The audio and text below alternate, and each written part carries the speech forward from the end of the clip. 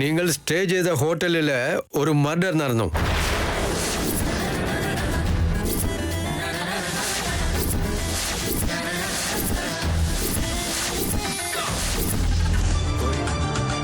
அந்த ஹோட்டல்ல நீங்களும் தாமசிச்சிருந்தது കൊണ്ട് വെറുതെ ഒരു എൻക്വയറിക്ക് വേണ്ടി വന്നതാ. നിങ്ങൾ അവിടെ ഉള്ളപ്പോ ആരെങ്കിലും സംശയത്തോടെ കണ്ടിരുന്നോ? ചേച്ചേ, നോ സർ. ഞാൻ എൻ്റെ ഓഫീസിലെ ജോലിക്ക് വന്നതുകൊണ്ട് ആ ജോലി തന്നെയായിരുന്നു ഉള്ളത്. എനിക്ക് ആരോടും ഒരു സംശയം തോന്നിയില്ല സർ. ഞാനങ്ങനെ ആരെയും അവിടെ കണ്ടില്ലല്ലോ സർ. ഹോട്ടലിൽ സ്റ്റേ ചെയ്ത എല്ലാവരെയും എൻക്വയറി ചെയ്യുന്നുണ്ട്. എന്തെങ്കിലും എമർജൻസി ഇൻട്രോഗേഷൻ ഉണ്ടെങ്കിൽ വിളിച്ചോളാം. അപ്പോൾ നിങ്ങൾ ചെന്നൈയിലേക്ക് വരേണ്ടി വരും. പുരിഞ്ചതാ? Okay sir. Thanks for your cooperation. എന്നാ പിന്നെ ഞാൻ ഇറങ്ങട്ടെ.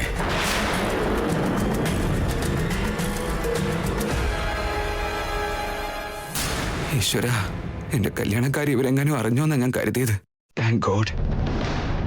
മനസ്സിലെന്തോ പറയുന്നുണ്ടല്ലോ അളിയ. ആയേ, അങ്ങനൊന്നുമില്ല.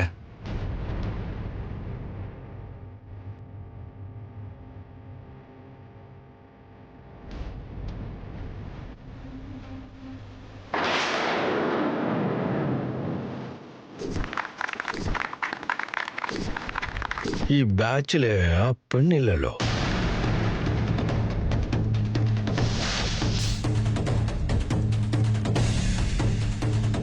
വീണ്ടും വരുന്നുണ്ടല്ലോടാ.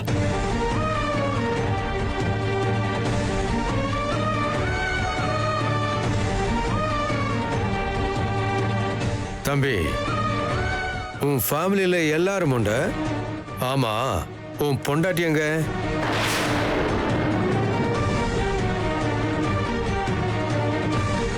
உன் பொண்ணு நல்லா இருக்கா? நல்லா இருக்கு சார். அது சரி തമ്പി, വെളിയെ കൂപ്പിട്ട് പാക്കലാം. SI സാറ് എന്താ അളിയ പറയുന്നത്? എനിക്കൊന്നും അങ്ങോട്ട് മനസ്സിലാവുന്നില്ലല്ലോ. തമ്പി கூப்பிடுங்க சார். ஒரு நிமிஷம். வணக்கம் சார். ஆமாம் சார், என்கொயரிக்கு வேண்டி பொறுத்தானுள்ளது சார். Sir okay sir. உடனே வந்துடுறேன் sir. Right sir. Okay sir. தம்பி, அப்புறம் நான் அர்ஜென்டாகிட்ட போயிட்டு வரேன். பொண்ணுகிட்ட நான் கேட்டேன்னு சொல்ல. வரேன்டா.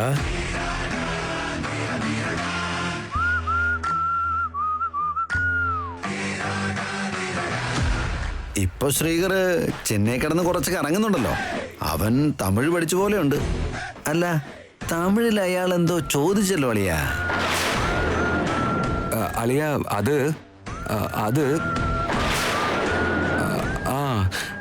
അവരെ എൻക്വയറിക്ക് വിളിക്കുമ്പോൾ ചെന്നില്ലെങ്കിലേ നമ്മുടെ മേലെ സംശയം ഉണ്ടാവുമെന്ന് വാണിംഗ് തന്നതാ അളിയ. ഓ, അത്രയുള്ളോ? ഞാൻ വിചാരിച്ചു വേറെ എന്തെങ്കിലും ആയിരിക്കുമെന്ന്. എന്തായാലും ഇതുവരെ ഇല്ലാത്തതുപോലെ പോലീസുകാരെ നമ്മുടെ വീടിന്റെ ഉള്ളിൽ കയറ്റിയില്ലേ? അതാണെങ്കിൽ വേറൊരു സ്റ്റേറ്റിൽ നിന്നും. ഇത്തരം കാര്യങ്ങൾ നാട്ടുകാരറിഞ്ഞാ നമുക്കത് മോശമല്ലേ? വീടിന്റെ പേര് നിലനിർത്താൻ വേണ്ടി അമ്മ ഒരുപാട് സ്വപ്നം കാണുന്നുണ്ട്. അത് നീ ഇല്ലാതാക്കുമെന്നാ തോന്നുന്നത്. ഒന്നും നിർത്തുന്നുണ്ടോ?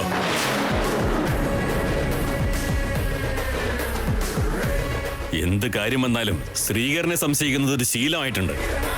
കാര്യം എന്താന്ന് മനസ്സിലാകാതെ വായി തോന്നുന്നത് എന്തും വിളിച്ചു പറയാ. സംസാരിക്കുന്നതിന് മുൻപ് ഒന്ന് ആലോചിച്ച് സംസാരിക്കണം. മുത്തശ്ശ, എല്ലാരും ഒരു കാര്യം ശ്രദ്ധിച്ചായിരുന്നോ? ശ്രീകരേട്ടൻ വീട്ടിലെത്തിയപ്പോ തൊട്ട് വല്ലാണ്ട് ടെൻഷൻ അടിക്കുന്നുണ്ട്. അതെ, അത് ഞാനും ശ്രദ്ധിച്ചു. ഏതോ കുറ്റവാളി നിന്ന് വിയർക്കുന്നത് പോലെ അവനും വിയർക്കുന്നുണ്ട്. എന്റെ മകൻ ഒരു കുറ്റവും ചെയ്യില്ല. നിങ്ങൾ പോവാൻ നോക്ക്.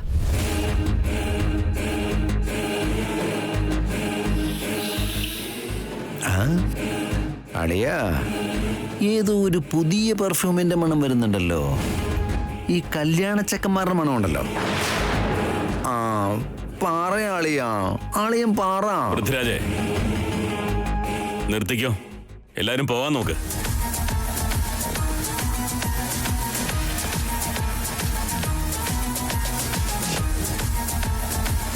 പോലീസിനെ കണ്ടപ്പോൾ ടെൻഷനായിട്ടുണ്ടാവും. നിക്ക് മോനെ, ഞാൻ വെള്ളം എടുത്തിട്ട് വരാം.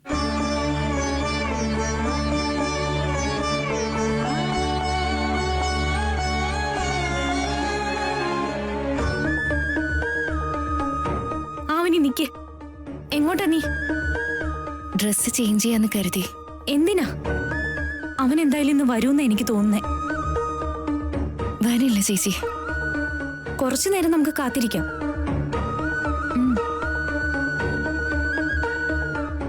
ശ്രീ, ദാ കുടിക്ക.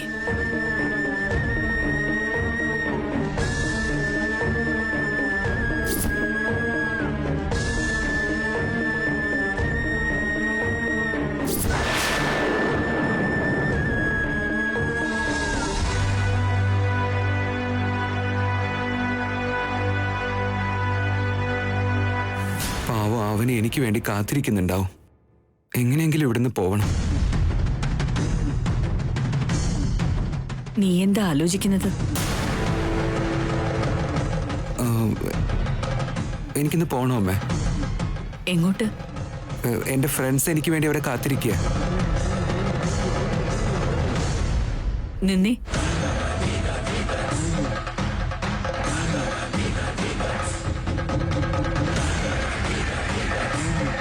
നീ ഇപ്പൊ എവിടേക്കും പോകുന്നില്ല. അമ്മേ, അത് നീ ചെയ്യുന്ന ഓരോ കാര്യങ്ങളിലും നിന്റെ ഓരോ ചുവടുകളിലും വീട്ടിലുള്ളവര് കുറ്റം ചെകഞ്ഞുകൊണ്ടിരിക്കുക. അതവരുടെ മാത്രം തെറ്റാണെന്ന് പറയാനാവില്ല. എന്താണെന്ന് വെച്ചാ അവർക്ക് അങ്ങനെ പറയാനുള്ള അവസരം നീ തന്നെയാണ് ഉണ്ടാക്കുന്നത്. ഇനി ഈ രാത്രി പുറത്തു പോവേണ്ട കാര്യമില്ല. ഫ്രണ്ട്സിനെ നേരം വെളുത്തും കാണാലോ ഈ പകുതിക്കും. അമ്മേ, എനിക്ക് എന്തായാലും പോയേ പറ്റുള്ളൂ അമ്മേ. വീട്ടിലുള്ളവരോട് ഉത്തരം പറയാനാവാത്തൊരവസ്ഥയിലേക്ക് ദയവ് ചെയ്ത് നീ എന്നെ കൊണ്ടെത്തിക്കരുത്. നിനക്ക് മനസ്സിലായോ? രാവിലെ നേരത്തെ ഞാൻ എത്താം അമ്മേ. ഇന്നത്തെ ഈ രാത്രി നീ വീട്ടിലില്ലെങ്കിൽ പുലരുന്ന സമയം വരെ ഇവിടെയുള്ളവർ ഞങ്ങളെ ചോദ്യം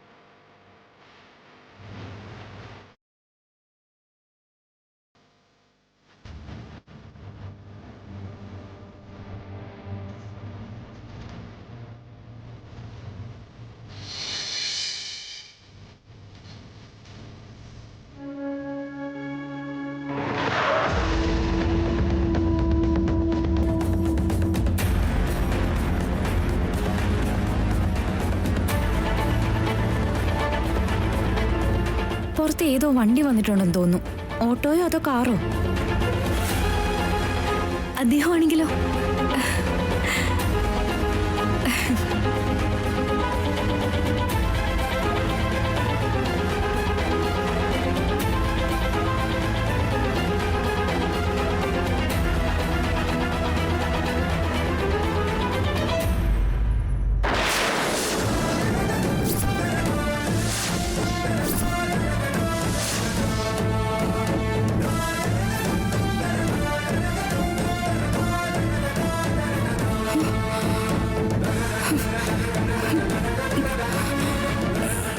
തുറക്കോ സുജേ.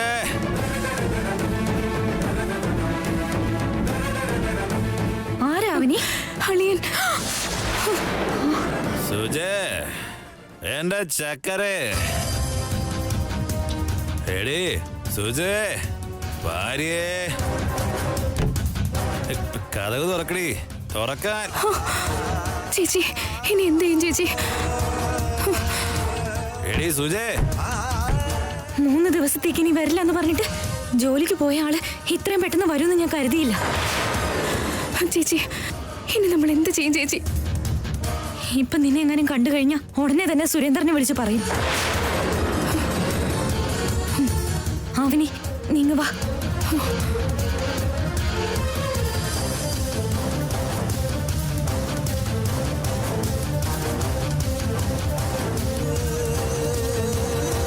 സുജേ പൊന്നെ, നിന്റെ കെട്ടിയോനാടി. വാതില് തുറക്കടി സുജേ. അവള് മുടിഞ്ഞ ഉറക്കമാണെന്ന് തോന്നുന്നു. അല്ലേ തന്നെ ഞാൻ എത്ര പ്രാവശ്യം ചവിട്ടി തുറന്ന് അകത്ത് കയറിയതാ. നരസിംഹ കമാൺ.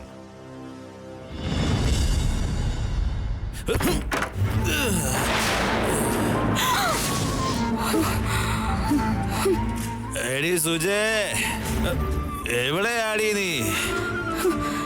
ചേച്ചി അകത്തേക്ക് കയറിയല്ലോ ചേച്ചി. ഇനി എന്ത് ചെയ്യും നമ്മള്? നിക്ക്.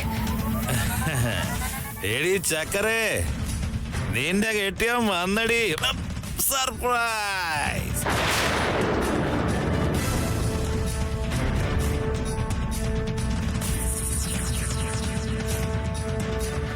ചേച്ചി അളിയൻ ആ റൂമിലേക്ക് തന്നെ പോന്നേ തോന്നുന്നു.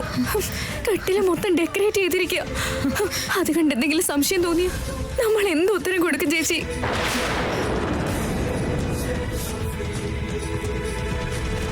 സുജേ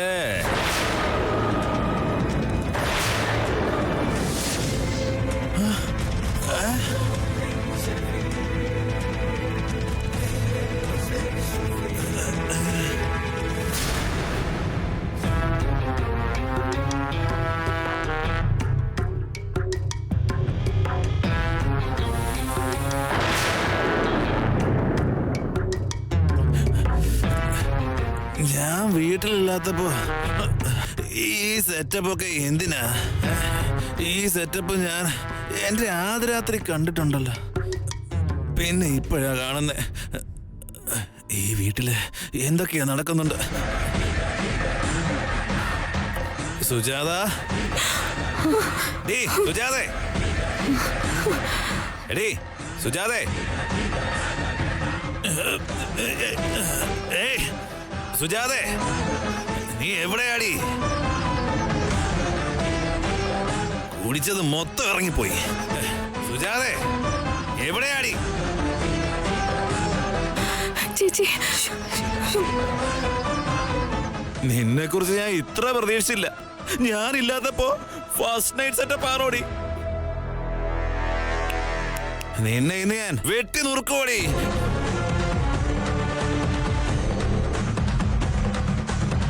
ചേച്ചി ഇനി നമ്മൾ എന്ത് ചെയ്യും ചേച്ചി?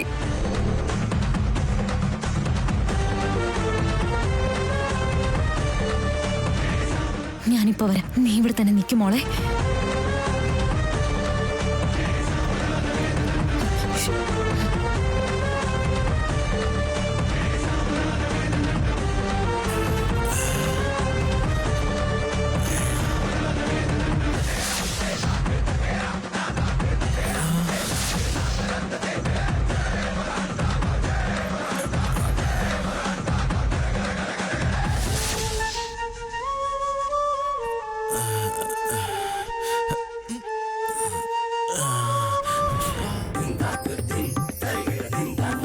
ഇതെന്താ സർപ്രൈസ് തന്നതാണോ എനിക്ക്?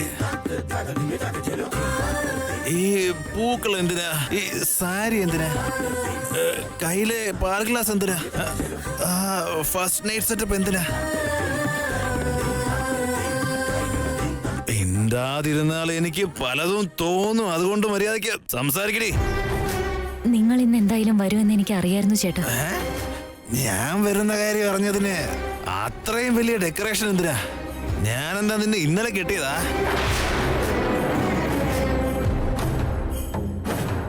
നീ എന്താ എന്നോട് മറക്കുന്നേ? എന്റെ ചെവിയില് ചെമ്പരത്തിപ്പൂ വെപ്പിക്കാമെന്നൊന്നും നീ കരുതണ്ട. നീ ഇത്ര കളർഫുൾ ആയിട്ട് എന്തിനാടി റെഡിയായത്? മിണ്ടാതിരുന്ന എനിക്ക് ഭ്രാന്ത് വരുമെന്ന് ഞാൻ പറഞ്ഞില്ലേ? നീ ആരെ വശീകരിക്കാനാടി ഇപ്പോ ഇങ്ങനെയൊക്കെ റെഡി ആയിട്ട് നിൽക്കുന്നേ? അത് എന്തിനാന്ന് വെച്ചാ ഇന്നത്തെ ദിവസം നമ്മുടെ കല്യാണ ദിവസമല്ലേ? കല്യാണ ദിവസമോ? എനിക്കത് ഓർമ്മയില്ലല്ലോ.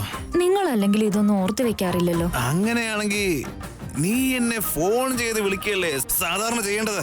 അത് ഇന്ന് ഉറപ്പായിട്ടും വരുമെന്ന് എനിക്കറിയായിരുന്നു. അതുകൊണ്ടാ വിളിക്കാഞ്ഞത്.